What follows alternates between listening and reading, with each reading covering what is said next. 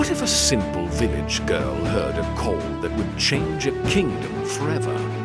The story of Saint Joan of Arc is filled with courage, mystery, faith, and sacrifice.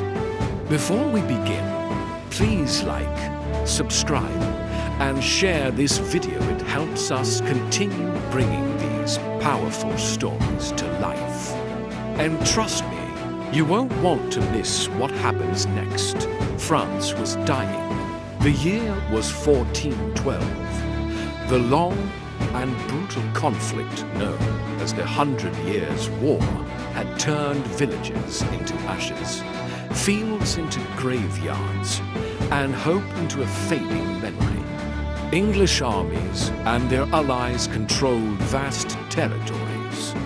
The French crown was weak, divided, and on the verge of collapse. In a small village called Domremy, far from royal palaces and battlefields, a peasant girl named Joan of Arc spent her days tending sheep, helping her family, and praying in church. Nothing about her seemed extraordinary. She could not command armies.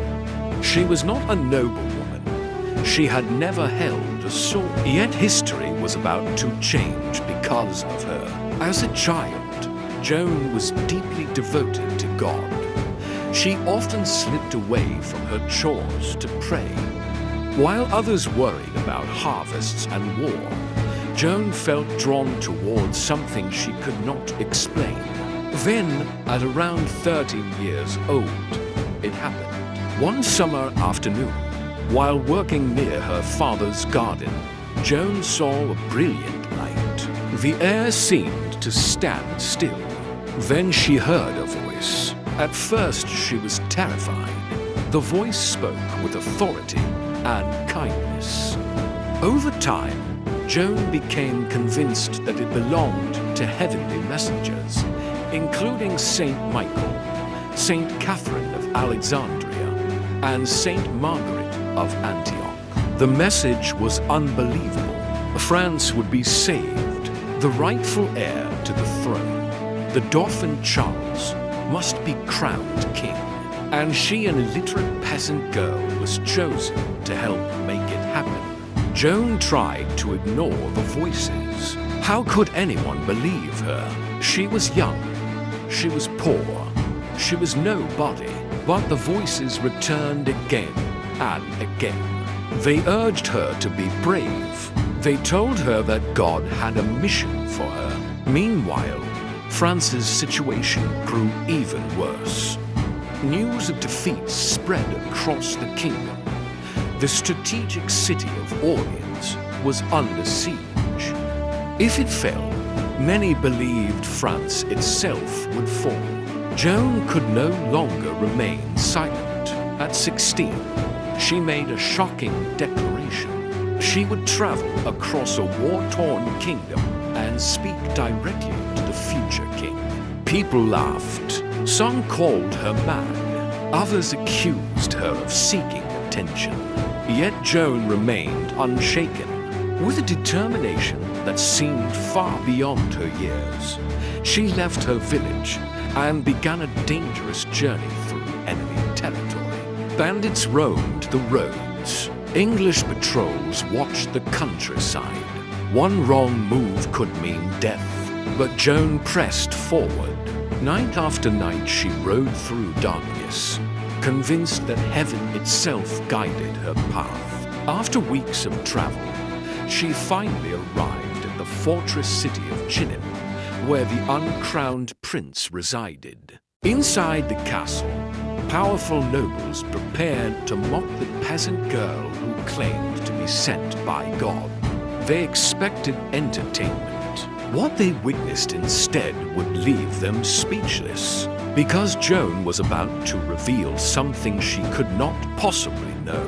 And the future of France hung on what happened next. The great hall of Chinin buzzed with laughter.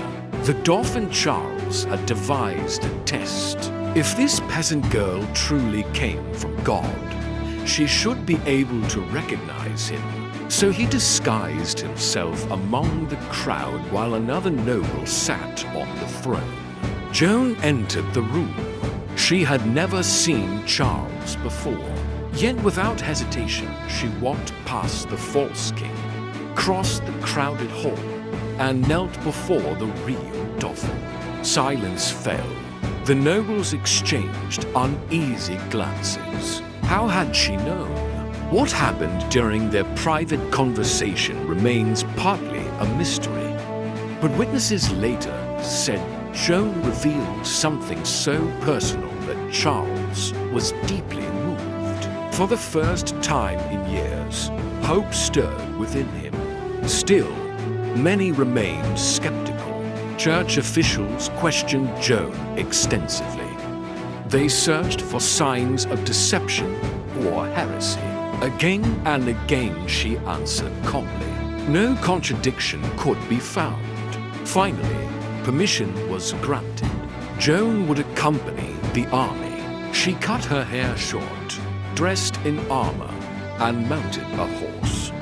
A white banner bearing sacred symbols fluttered above her. The sight was astonishing. A teenage peasant girl now rode with soldiers into one of the most desperate military situations in French history. Their destination, Orleans. The city had endured months of siege. Many believed its fall was inevitable. When Joan arrived in 1429, Morale transformed almost overnight. Citizens crowded the streets. Soldiers who had nearly given up found renewed courage. Joan did not claim victory would come from her own strength. She constantly reminded everyone that success belonged to God. Then came battle. Arrows darkened the sky. Cannons thundered. Steel clashed against steel. Joan carried her banner into the fighting, urging troops forward. During one assault, an arrow struck her. She collapsed in agony. The soldiers' hearts sank. Had their miracle come to an end? But after receiving treatment, Joan returned to the battlefield. The sight of her reappearing electrified the army. French forces surged forward with renewed determination. One by one, English fortifications fell. Then the impossible happened. The siege of Orleans was broken. After months of despair, France had won. News spread like wildfire across Europe. People spoke of the Maid of Orleans. Some called her a saint. Others called her witch. But nobody could ignore her. Victory followed victory. Cities opened their gates. The road to the coronation city of Reims gradually became accessible. Joan insisted the mission was not complete. Charles must be crowned king. Yet powerful enemies were already gathering. Not everyone welcomed her success. Jealous nobles whispered in secret chambers. English commanders burned with humiliation. And unseen forces were preparing a trap that would change Joan's destiny forever. The greatest triumph of her life was approaching, but so was her darkest hour. The cathedral bells rang across Reims. On July 17, 1429, Joan stood near the altar as Charles was crowned Charles VII. Tears filled her eyes. The mission the voices had given her was fulfilled. The peasant girl from Domremy had helped place a king upon the throne of France. It should have been the beginning of peace. Instead, it marked the beginning of tragedy. Political leaders began distancing themselves from Joan.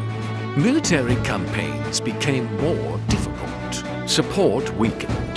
Then, in 1430, disaster struck. While defending the town of Compiègne, Joan was captured. The English rejoiced. At last, they possessed the woman who had shattered their confidence. She was sold to English authorities and imprisoned. Chains replaced armor. Dark cells replaced cheering crowds. Yet even in captivity, Joan refused to deny her mission. A trial was organized. Officially, it was about religion. In reality, it was deeply political. If Joan could be branded a heretic, then her victories and Charles's legitimacy could be discredited. For months, learned judges interrogated the young woman.